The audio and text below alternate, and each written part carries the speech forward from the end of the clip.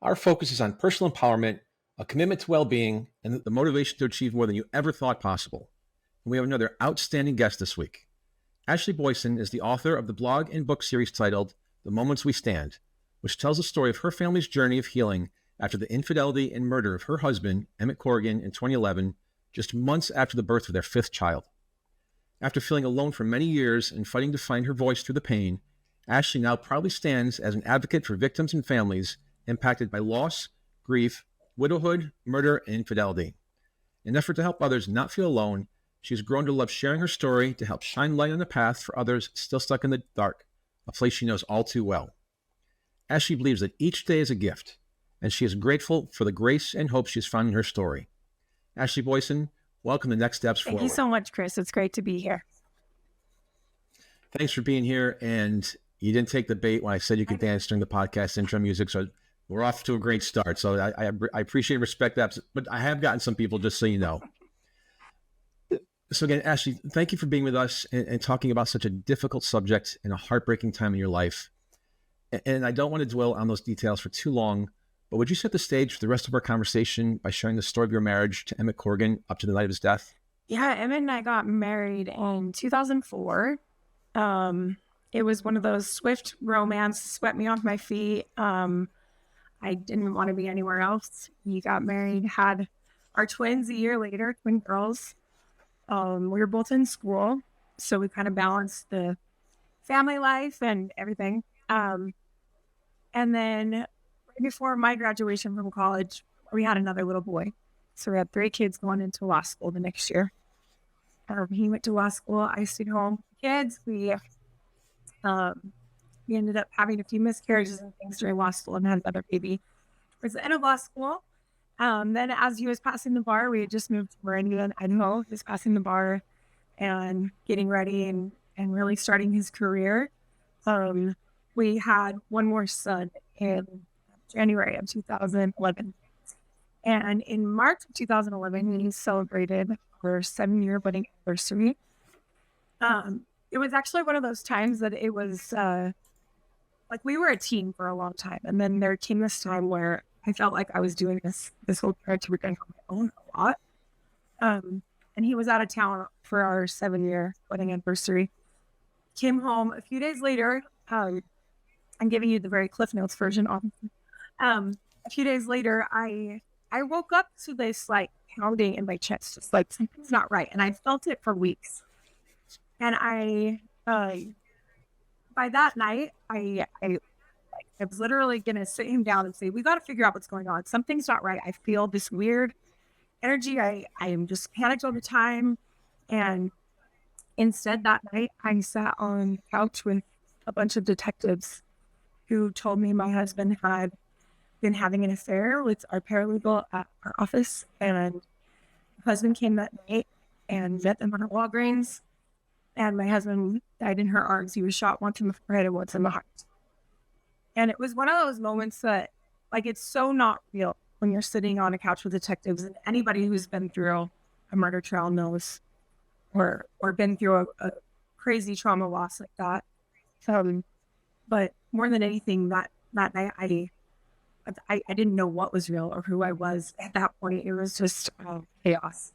That's kind of our backstory on why I'm so passionate. So the night you were actually going to sit down and talk to him and try and figure things out and talk things through, that's the night he was actually shot and murdered. So you knew it, you felt it inside of you. You knew something was way out of whack. Totally. I can't begin to imagine you're expecting to have one conversation and you have a completely different one. How did your mind shift gears in terms of, okay, here's what we're going to do to fix our family and go forward versus, oh my God, what just happened? Is this real? And now what do I do? My mind, to cope, we don't know how we're going to handle these situations, but my mind turned on me. It was like, this is your fault. If you would have been a better wife, I don't know, like that dude in your head starts going and everything that you could have done better and you could have lost the weight faster. And you just start, I turned on myself. Of course, there was 3 people whose crossroads collided and created this horrible scenario and I was angry at them. But somehow inside I was angry at myself. I didn't want to be me. I didn't want the story. I didn't want any of it. But that's kind of where my mind first went. So maybe as a follow up to that, I've heard of things about survivor's guilt. People like, for example, Ground Zero, where I was. Certainly veterans, things like that. Why did you put the blame on yourself? Oh man, that's a great question. It's easier to control probably. I I already really struggled with confidence in myself, and he was kind of where I turned to get that. So he was now gone, and I don't know why, but it just felt like, I don't know. In my head, it was like, you're not good enough. You weren't enough. Clearly, he wasn't there fighting for you. He could have been home fighting for you. You were begging him to stay home when he left. Like, instead, he fought for what, because you're a piece of crap. And that's just the dude that I fought for a long time. Well, I know in the previous conversation with my producer, I know you were seeing a counselor before that night. I don't know if anyone's ever said this to you or not before, but it wasn't your fault. I hope you realize that. I hope you've accepted that. I hope you acknowledge that. I can't imagine living with what you've lived through for 13 years now. And so whether you've heard it before or not, I at least want to say to you as well. That's definitely been the journey I've had to battle. And I feel like I'm finally in a place that I understand that. And thank you for saying that. It's the least I could say. Was the Emmett who was having the affair and who was murdered that night a different person than the Emmett you married? He was definitely a different person. For a long time, I almost blamed money. It was like, as soon as he started making money, I didn't know this person anymore. He was too busy for us. He was not the hands-on dad that he had been. Even through law school, he was more connected. But he definitely changed. Everybody who I've talked to over these last 13 years, when someone's having an affair, they are so secretive that they do push you away. And so that's a big theme in people's story, is like, he became a different person. There was just like this darkness in his eyes, and usually those eyes just sparkle. Maybe you can share a little bit more. You talked earlier about how you were going to sit him down that night. You'd felt him sort of disappear. As you went through that process, what did that impact have on you mentally and emotionally as he was pushing you and your family away? Oh, you start to doubt everything you're doing. And that's kind of probably what led up to me blaming myself that night, because they do start to, they say similar things like, oh, you're crazy. Nothing's happening. And they just kind of gaslight you, which I didn't even know that was a thing back then. So you just start to feel crazy. Like, I got to the point where while he was in the shower, I'd go out in his car and try to search for evidence of anything. Like, what is happening? Because sometimes they act like they're on drugs. They start, like, they're so different from the person that you fell in love with and the person you created this life with, that you start to feel like the crazy one when you question anything. So I got to the point where I just stopped questioning and stopped asking for what I needed, because I wanted to be enough for him. So I wanted to make myself easy to love. And so when you stopped going through his things and looking for proof of anything, did you at that point accept the fact that he's probably having an affair, or just think, I'm crazy and there's no way he's having an affair? It crossed my mind a lot, even when I went to his office for the first time and met this woman.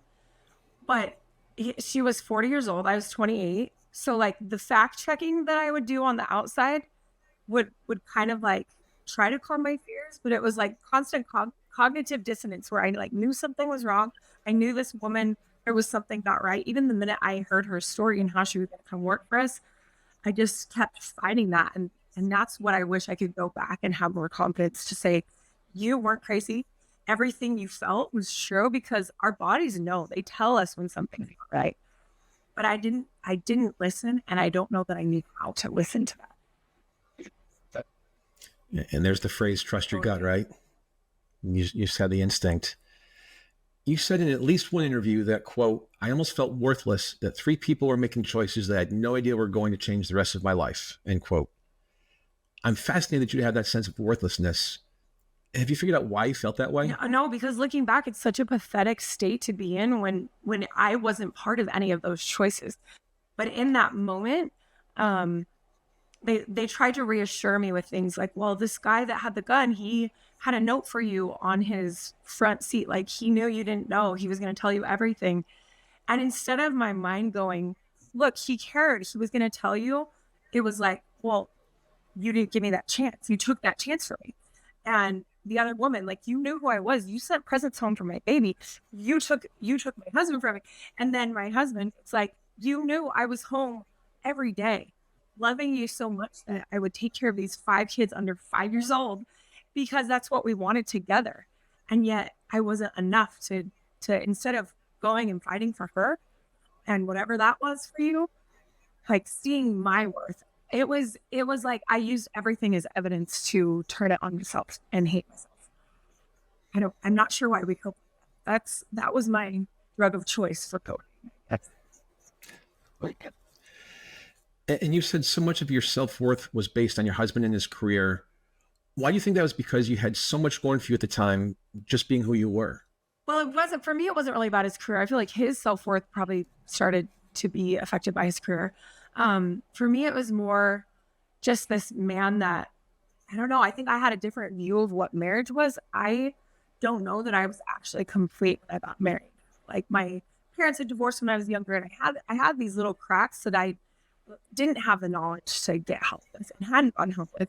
And he came and just kind of filled those. He told me I was beautiful. He made me feel like the only person in the room when we were dating and we first got married. So I would say that is how I put my worth into him. And I didn't know then you can't put your worth in something that can be taken away. Like you have to find that on your own. And I didn't know that. And I relied on him every day to say I was beautiful so I could feel beautiful instead of knowing inside that I was enough just all by myself. In addition to your sense of worthlessness that you felt, you blamed yourself for your husband's death. Why was that, and how'd you overcome those feelings? Oh, well, there were people in his family and different people from my town that made comments. And it's kind of like, that dude in your head, if it gets a little fuel from anybody, it goes crazy. It's like you can do something online and 400,000 people tell you how great it is. But those 5 that jab, you just know how to get that darkness inside. And I think that's what it was. It was just like I held on to everybody's fears and everybody's projections and my own insecurities and thought maybe it is my fault. Like maybe I'm bad luck. My parents got divorced and I just started using all the evidence of my worthlessness as the reason why he didn't want me. And if he would have wanted me or if I would have been enough, he would have been home fighting for me. So it's just like that battle and that cycle that in anybody's story you have to face when it comes up. And I just really didn't have the to face it. And I can't imagine, you just mentioned the cycle, like that had to be a vicious cycle for you just to constantly reliving different scenarios in your head of what if I did this, or what if he did that, or what if this happened, or we went there. Like how long, like did you process that a long time? And were you able to finally sort of push it aside and I battle it? processed it for many, many years. I had all the scenarios. I thought at one point that night about going and finding him.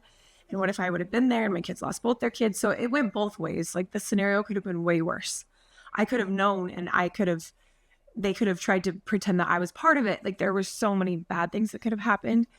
But you also go through those like, what if I would have said the right thing? What if he would have seen me? What if he would have cared about the kids who kept asking for him to be home? And just like the guilt of maybe I should have fought harder. Maybe I should have gotten him to the counselor with me instead of just going to a marriage counselor by myself. I did try to get him with me, but yeah, it's just something that you can spend a long time having it haunt you. And I wish I would have learned sooner that you don't have to let it haunt. I can imagine going down that rabbit hole and just keep going and going, just thinking different things. So I'm thrilled to see you're processing and moving on, and we'll get to the happier days here ahead shortly. I promise that. You talked about the folks around you afterwards. You remained in your community rather than moving, and you mentioned your early feelings of worthlessness after the murder. Did you feel judged at all, especially during the killer's trial, or was the community a support system for you? I feel like the community was a very good support system. Really, like our church was a great support system. People from around the community. Sometimes people would come up and ask me questions like, "How did you feel about the trial?" And I'd feel like I was in like a fishbowl where everybody was just watching me. So in a way, I felt judged, but I don't think anybody was judging me in the way that I feared in those moments. I honestly think they were just loving and not knowing what to do and just watching, like, how is she getting through this? But in my head, it was like they're watching to see why he cheated. They're watching to see, oh yeah, look at her. She looks like a homeless person at the park with their kids, of course. So I would put on my heels to go to the park in those fears, just not wanting people to say, oh, no wonder. No wonder I would have cheated on her too. It's irrational, but in the moment, it feels so real. So yes, the community was supportive, and yes, I had a lot of fears that everybody was judging me. So I understand that you were good at writing as you grew up, but that you never wanted to be a writer. You said writing found you rather than the other way around. So what was the spark of inspiration for you to start writing a blog? So the blog, it was honestly, we had gone through the murder trial, and I had like gone deeper into a depression, and it was just pure inspiration that I felt God was like, you have to get this out of your head. You're going crazy, a different kind of crazy than you were before. With just like processing it and everything. And the blog was really just going to be a journal for me. And probably my sister and my mom in my head were going to read it and be like, you keep going, you got this. So I mean, I didn't even spell things right. I just was getting out of my head.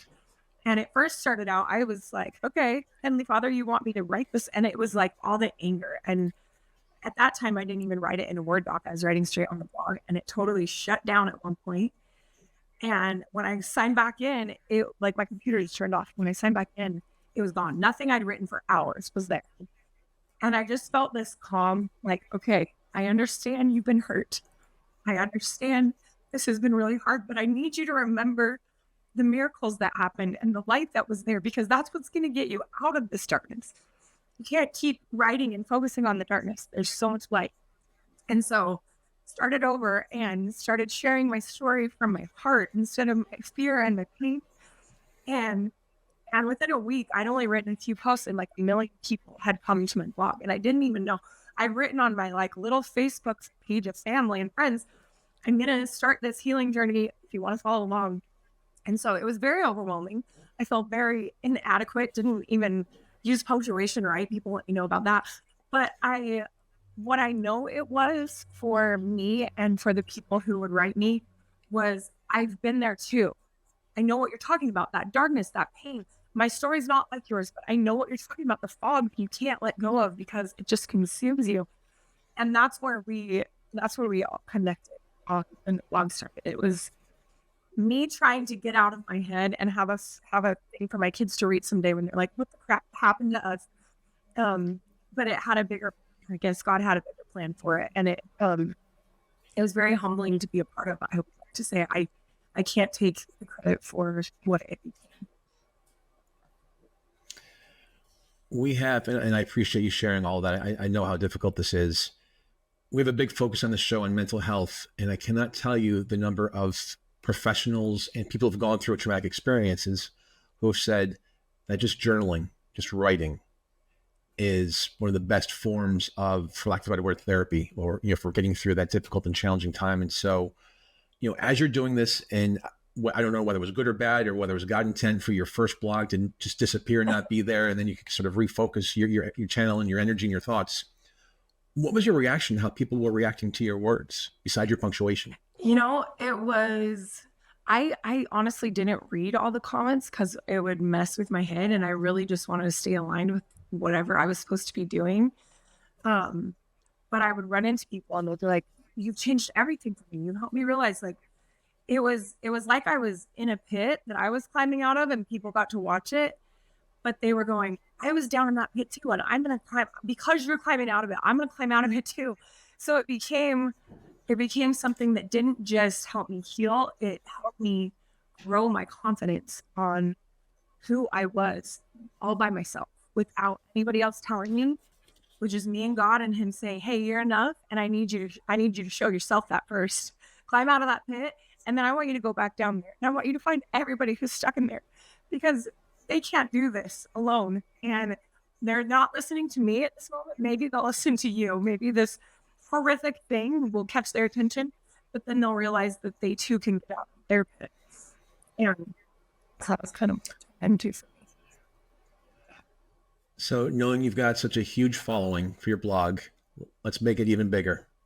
Where can people find your blog? TheMomentsWeStand.com is my blog now. There's links to the old blog. This is more of a website for different things that I'm doing. And then my books are on Amazon. The Moments We Stand, Silence Breaks, Out of the Shadows, and In Chains are the 3 books. And they're basically my journal version of our story. So you can go to Dateline and all those other places to find out the facts. But that's my heart out in the world, is those books. And one more time, what's the website? TheMomentsWeStand.com. All right. Shameless solicitation here. We always do it for our guests. So in the aftermath of such a tragic event, how'd you begin to process not just the loss, but just the circumstances surrounding it? And how'd you navigate the external scrutiny and maintain your focus on your own healing? I think my brain kind of had to put them into 2 compartments. On this side, I lost the man that I loved, who I created this family with, who I would have jumped through fire with, and I would have forgiven him if he walked up that day and said, I am cheating on you. Let's fix this. We're going to work together. And then on the other side, I felt like I went through a divorce without ever being able to yell and scream and talk. And so I would kind of jump between the 2. And my first, honestly, like as those detectives left and my house was quiet, my first reaction, nobody can judge me for this because we just can't control how this goes. But my first feeling, my first emotion was there was like this wave of relief. And that was the divorce side of, I'm not crazy. He actually was cheating on everything that I feared. I wasn't making it up. And that wave lasted about 3 seconds. And then I went over into that's the man I love. That's the person I was going to give my life to. And I would just kind of go between the 2 of them. And where I felt the most safe was right in between them in this anger area. So I let anger drive most of the time because it was way easier than the grief. It was way easier than the sadness. It was way easier than facing this my marriage was being spit on, basically. So I just went to anger. I cleaned out his stuff the next day. I was like, we're just going to march, kids. We're going to throw this under the rug. Nobody's going to talk about it. We're just going to march. And that's kind of what I did for a long time. Again, I just can't begin to fathom, second by second, minute by minute, what do you wish more people understood about the emotional toll it takes to go through something like this? I wish they would have let themselves feel all of the emotions, because I wouldn't feel the sadness until everybody who came to help me that day would leave and my kids were in bed and I was alone in my bedroom, and I would just fall flat on my face because the sadness and pain was so huge that I wouldn't be able to function all night. I would just lay on my carpet and that's when I let myself cry. I was too prideful to cry in front of people because of the scenario of what happened. I was supposed to be tough and was going to get through this, and I'm kind of a can't ask for help girl anyway, so it wasn't a good mix for me. But I would tell people, just let yourself feel all of it. It's so important to you can shove them down like holding a balloon underwater, but it's going to come back up. It's going to come back up in your skin. It's going to come back in the way you react to the people you love. You can't suppress emotions forever. And I believe I said earlier in the show that your youngest was 5 months old. He was almost 7 weeks old. 7 weeks old. So that means your oldest was about 5. They're going to be 6 in the next month. The twins. How did they take it? How did they process? Could they understand anything? The twins, one of the twins just immediately, as soon as we told her, she was crying. She understood it. The other one kind of disassociated. You could just see it. The 4-year-old, he had a lot of backstory. He'd gone on dates with the other woman and had some secrets that he was holding. And he just went into the fog. Him and I were partners in the fog. He was probably in the fog for about 9 months. Like, you watch your kids in moments like that, and it's like they are babies who all of a sudden are adults. They have to deal with adult situations and topics, and a word they can't even spell happened to their father. And And they don't just grieve that one time because their mom isn't who she used to be. So they're constantly being reminded of this loss when I'm not showing up as the person I was, or I'm crying, or I'm marching without feeling, So kids go through a lot more than just the loss. Guys, they go through it over and over again when their mom's checked out on her phone. Or I tried really hard not to be that, but I know there were moments they needed me and I wasn't there for them. Well, it's hard not to. I mean, with such a traumatic event and with such young children, you had the weight out of the world with the galaxy on your shoulders. And here you are today, 13 years later, talking about it, fighting for those who've gone through situations like yours. And it's that point, for anyone coping with infidelity in their relationship right now, what would you say to help them find a way forward, whether through forgiveness or moving on? Well, first, like you said earlier, it was not about you. Two people coming into a marriage feeling insignificant and one cheats, it's not because this person's insignificant. It's because they feel insignificant and they turn to something else as a coping mechanism. And I wish I would have known. I wish I would have known, like, there's a separation of them choosing a choice that's about them and me still being me. And I would love people to understand that if your spouse is cheating, like, feel sorry for them. They're in a bad place. And don't take it on for them and don't try to fix it for them. And of course, there's no right answer about your marriage. Like, you'll have to pray for that. Pray about that for yourself. But there's lots of brave paths that you're going to have to follow to answer. And don't think any of them are weak, because God has a plan for you and your marriage. And the plan wasn't for someone to cheat on you. So you stay strong and keep your head up. That's what I would say. And I wish someone would have slapped it across my face. But because it would have saved me so many years of blaming myself for feeling insignificant more than I already did. You make a point that even the most traumatic experience doesn't have to ruin your life. And instead, you've said your experience just gave you a new foundation to build a new version of yourself. Did you sort that out yourself, or did you go through a lot of counseling to come to that very healthy conclusion? I went through a lot of counseling, but I feel like in my writing, I came to that conclusion the most. It's like if I close my eyes and picture that moment, I can see this, like I said, the crossroads of other people collided in me, this big explosion, and I'm standing in the middle of this explosion. And I can see that there were two options. Like, you're either going to make the most of this or you're going to go lay in bed for the rest of your life. And there were only two options. And it was just, I don't know. These kids came down in the morning once they can't get out of their rooms till 7:00, right? So they come down and I'm looking in their eyes and I'm like, no, we're still going to do this.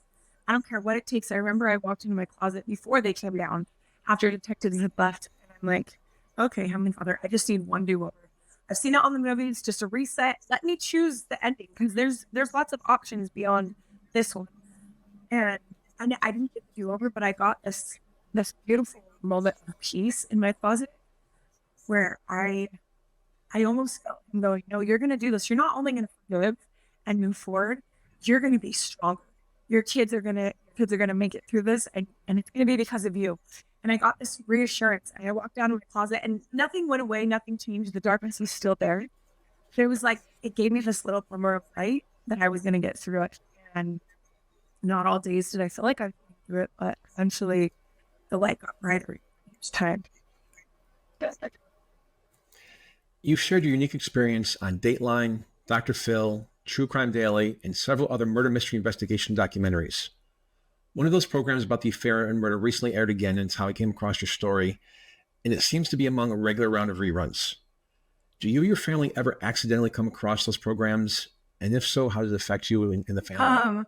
A few times YouTube or something has recommended one of our videos, like, you should watch this Dr. Phil. I'm like, oh, thanks. It can affect us, I guess, but we've really tried this. This is our story. This is how life went. And not let it be something that, like, takes you down. Because little things like that, they could, like, oh, shoot, I don't want this reminder, but it's always there, like, it's just part of our journey that we've had to embrace and acknowledge and accept. And I'm sorry while you gave that response, you had the pleasure of meeting my dog, Zeke, who my listeners and viewers know that He lets everyone know when the UPS or FedEx guy is here. So not being the holidays, I'm guessing FedEx just showed up. You're done. All right. So I mentioned earlier, we're going to get into some happier things. Yes. Your life took a happy turn when you remarried. Would you share that experience with us and any challenges that you may have arisen from being a young widowed mom with young children? Yes. Well, I actually remarried not long after all of this happened, and that marriage didn't last super long. Again, I wasn't in a place to be myself on my own. So I got another restart and another opportunity to heal.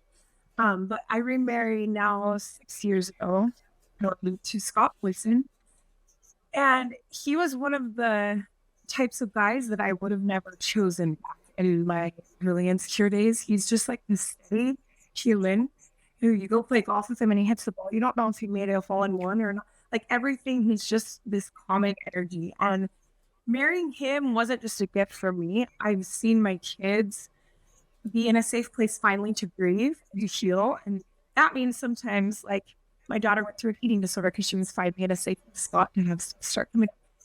So we've like had this safe place to heal, which actually in some ways has brought up more than I ever wanted it to, but it's given us anyways. But we've had 2 little babies together. So I have a 5-year-old and almost 4-year-old and 2 more girls. We've got 5 girls and 2 boys. And yeah, we're a team that just knows how to communicate and are adults. And it's been one of the greatest gift of my life to see that a marriage can be so unified and calm. Like peace is the goal in every interaction. Peace is the goal, and peace is a feeling that I didn't know I was worthy of. And I really enjoyed being part of. I can see the sparkle in your eyes and the smile on your face when you talk about him and your marriage. And so I'm thrilled that you're in a great place right now.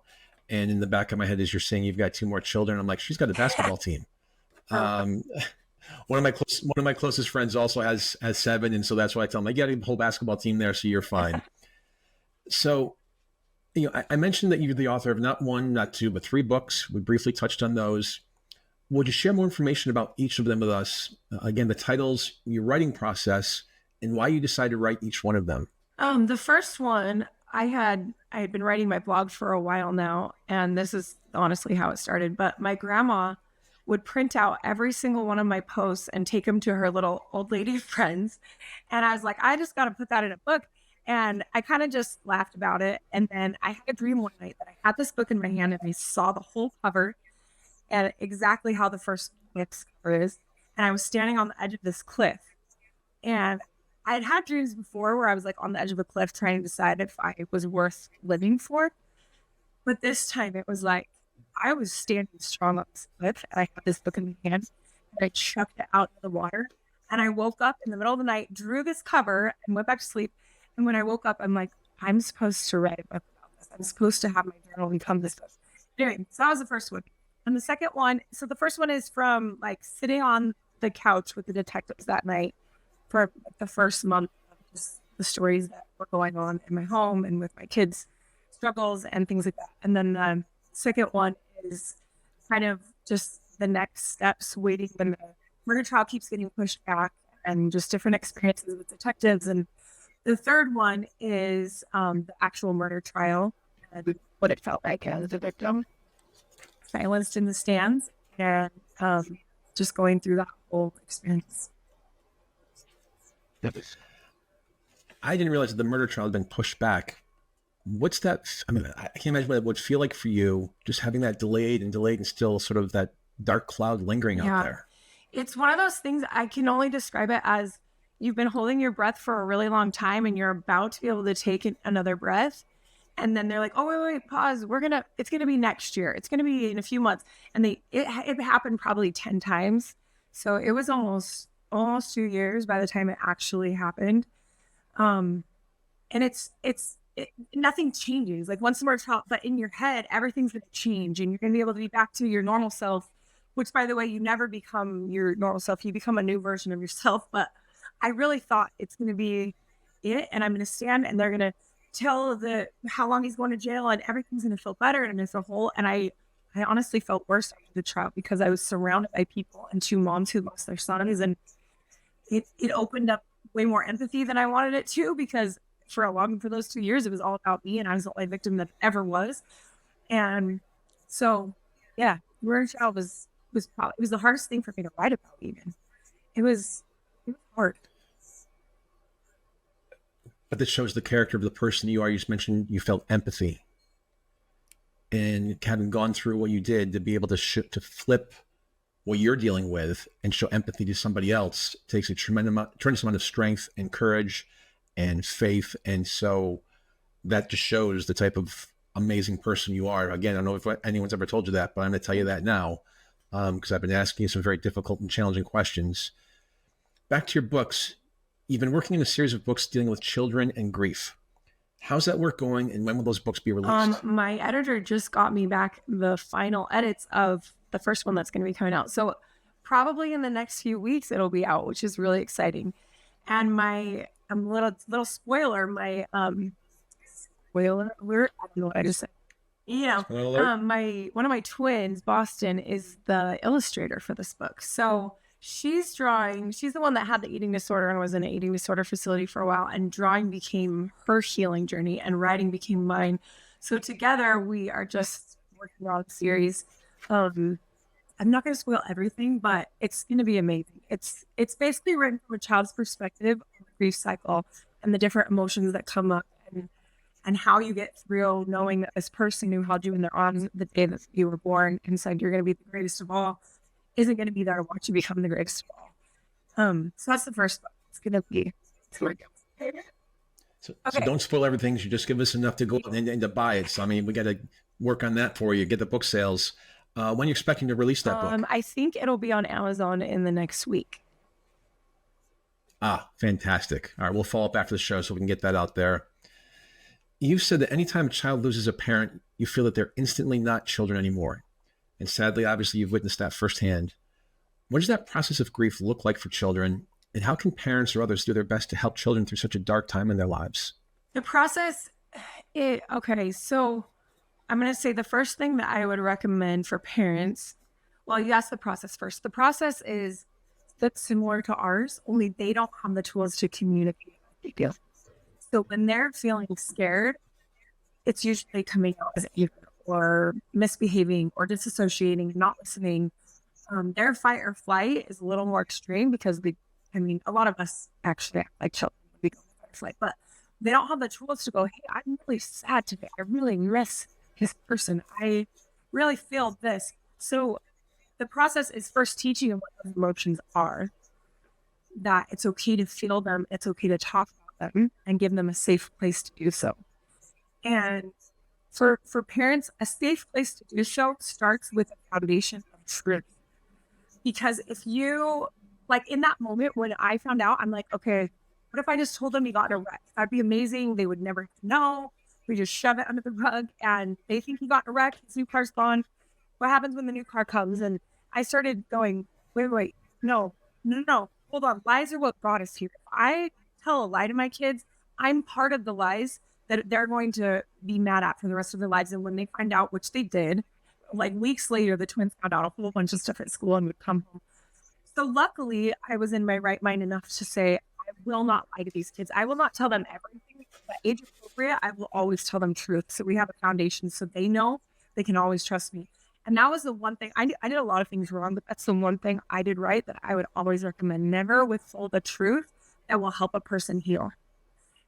Similar to if you're in an infidelity relationship, if you're hiding truths, the other person's going crazy. That's what happens to little kids.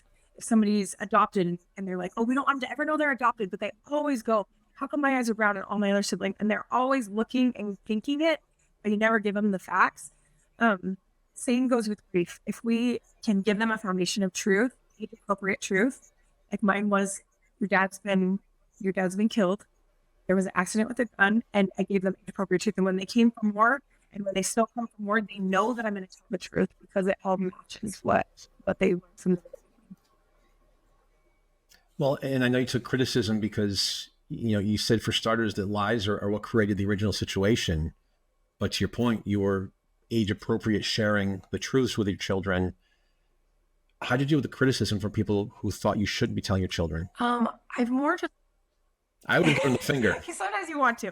I've more just had to say they probably are in a place where they are withholding some truth from someone, because that's the only way they'd be that angry about. Because truth radiates light, right? Everything has energy, and truth just radiates light. Even when it's really crappy truth that you want to avoid, and you'd rather just have a moment where you just like patch up with a band-aid. Um, you're literally telling someone you're not worthy of truth or feeling, because they never truly will. So to handle other people, I just kind of set them good energy and said, you know what, I hope you figure out what your truth is so you can be freed from this darkness that's holding on to you and making you lash out at me for telling my kids their true story. Nobody needs to hide from any stories. And I didn't want my kids to be people that feel like they had to. You're an unbelievably strong person. And so I really, really appreciate you sharing all this with everybody.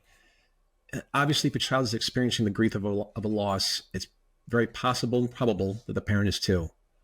What advice do you have for coping with, for lack of a better phrase, that double loss or double grief as a parent while doing what's best for the child? Oh man, work on finding ways to ground yourself so you can be there for your kid. Figure out ways how to neutralize when they come, because some days you're feeling really sad. Your kid might come with anger. They might be in a different phase. And if you project your fears or whatever onto them in that moment, like, we don't want you to be angry. We need to be sad. Like, allow them to grieve in their process by neutralizing the reactions that you have with their grief. That would be a big one for me, because there was times where I was like, no, we're not going to be sad today. Like, let's go, chop, chop. And maybe that kid needs to be sad. Maybe they need to be angry in a time when you don't. But also, I didn't want my kids to just focus on the negative. So when they come to me with the negative, I listen and I'd be there and ask questions on how you're feeling about this.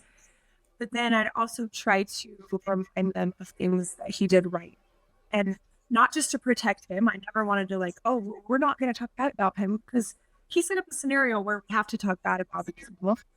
But I want them to walk away knowing that I was fitting them. And if they're half of him, he has to have it too. And that's the hard part in divorce, because when you're hurt and you don't want to talk about the good, you don't realize that you're handing your kid some of the bad. Because I would say, you know what I see in you? Those sparkles in your eyes, you always had that when it was helping somebody else. And just try to focus on the good, but allow the bad too. So a nice healthy balance in all the grieving processes. And it's hard to find that healthy balance, I'm sure. And some days you have to bite your tongue, like, I don't want to talk about when they come to you wanting to hear a memory and you're like, I'm actually pissed. I just got a call from a detective that told me more evidence. And it's a hard balance, but it's worth it. And in the end, like, I have seen my kids thrive, and I know it was because some of those things, that the hards that we did in moments that would have been easier to just avoid and have long-term dysfunction instead of short-term discomfort, In that vein, obviously losing a spouse is a shock at any age, but especially as young as you were and in the way that it happened. Please share your advice about widowhood. Oh, man. I have a different kind of widowhood, I think, than a lot of people do, because they can go, he was the best. I just miss him. I just love him. So I remember going into a widow group, and it was like a bunch of 70-year-olds over and me. And I thought, maybe this will help. And they were walking around and going around the circles. I just miss him so much. So I didn't feel like I had a place, but I know there's other widows who felt too. So I'm just going to talk about widowhood in general. I would say figure out what your coping mechanisms are and fight against them, because they keep you trapped. And I know some girls are like, I just scroll on my phone all day. I ignore my kids, because you do. Your brain just can't fathom everything that's just happening. The loss is so permanent.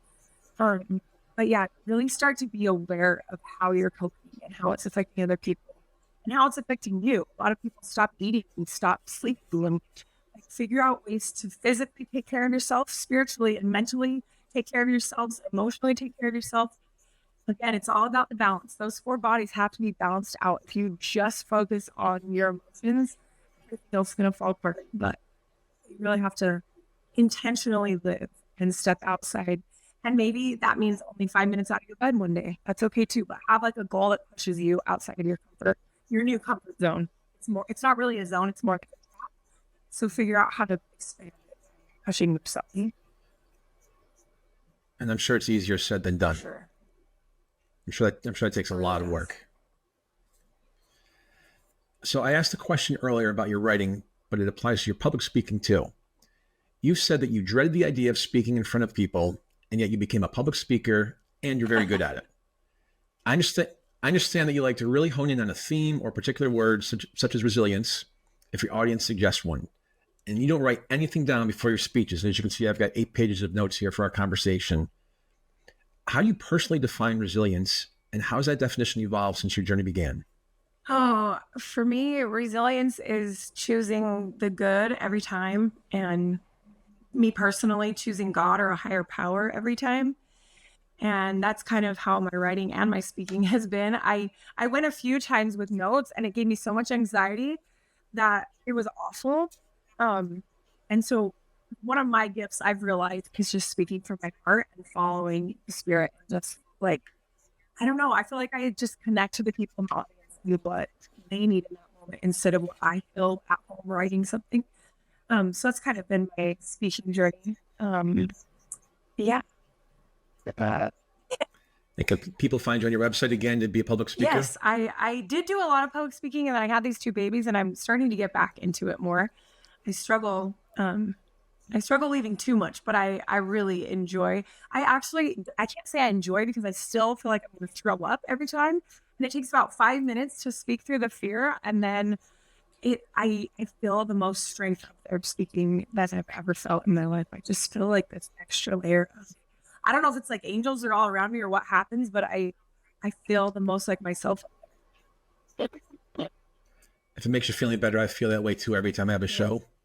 And you're my 201st guest, and so we're still working through that. That's awesome. You've talked a lot about the church. You've talked a lot about your faith. You've talked about how that really was there for you as you went through all this, the grieving and the recovery process. Were you ever angry at God? I would say I was tempted. Can you repeat that question, actually? Because I only heard the very last part. No, that's fine. So I just said that you've talked a lot through the show about your faith, your passion, how the church was there for you. At any point during your grieving process and your recovery process, were you ever angry at God? You know, like I told you, I felt like there was like this moment the night that it all happened, and it was a crossroad, and there was really only 2 paths. And I know so many people who go through something hard are like, I'm going this way. God doesn't love me. He didn't protect me. And for a split second, I had this, I guess, temptation to go, he would have protected me if he loved me. I had those thoughts for a second, but then I realized like he's brought me through so much in my life, and now's the time. I was on my knees, and I'm like, now's the time I need you the most. So I'm not going to abandon you. If you promise you're not going to abandon me, and let's do this together. And I got up from my knees because I literally felt this, like, it's time to stand up. It's time to do this. And his strength felt a lot stronger than my own that day. So I held to it tighter. I prayed more. When we're in those hard times, I think that's when we need him the most. And I didn't see an absence of him as the days followed. I saw more of his presence. I saw definitely some really hard stuff, but I also saw some really amazing miracles that I can't deny were not him. If that makes sense. I can't deny that they were for sure him. Forgiveness is such a complex process. How'd you begin to even consider it after such a painful betrayal and loss? In my 3rd book, it's all about the forgiveness process, but it literally felt like a chain. And I remember going to the murder trial. He's the one in chains right now. He literally was in handcuffs most of the time, like all the things. But I felt like I was too. I was holding on, and I was so mad, and I was so hurt. But there was a couple of moments where I was like, I have to let this go. It's not a chain that anybody else chose. Like, I'm holding on to this chain. I'm the one holding on and waiting for someone to come and fix it. Kind of like someone else comes and gives you your worth, in that moment, I was like, as soon as they say they're sorry, as soon as he comes back to life and says, I'm so sorry, I shouldn't have done this. But it was more just about me and God. Like I said, it was, I had to pray that I could let it go, because no one was coming to make it feel better like they used to on the playground. We'd hold hands and we'd run off into the sunset. It was all me. And I couldn't do it alone. So I kept just reaching up, and that was my prayer. I want to let this go. I don't want to have these feelings anymore, because they're not holding anybody back but me. And so for me, it was just really a journey to let go, to find my own strength, and to find strength from God. Ashlee, we've got about 2 minutes left. Again, I really appreciate your time being here and sharing such a difficult story. Would you share with us what gives you hope and why we should all have more hope in today's stress-filled and challenging world? Oh, what gives me hope is that there's still good people, even if you've been hurt a lot. And there's people who will show up in your story that you haven't even met yet, that are going to bring light in a way that you didn't even know you were worthy of. And there's people who are going to say the right things, even though maybe you've spent your whole life hearing all the wrong things.